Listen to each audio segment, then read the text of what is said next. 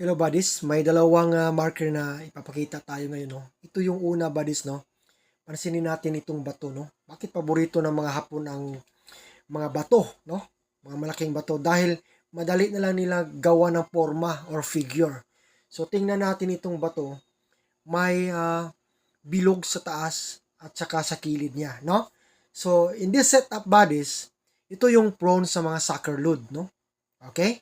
So sucker load deposit. Then, ito naman buddies, napapansin nyo, may hole na masisidlan ng tubig. So, kung gusto nyong tumira o titira ng item na nakalubog sa tubig, ito magandang marker to buddies, no? Indication ito ng deposit underwater. Okay? So, yun lang dalawa buddies, mga simpleng insights, pero may kahulugan sa hobby natin na treasure hunting. Okay? So, good luck to everyone and happy hunting. Bansay buddies!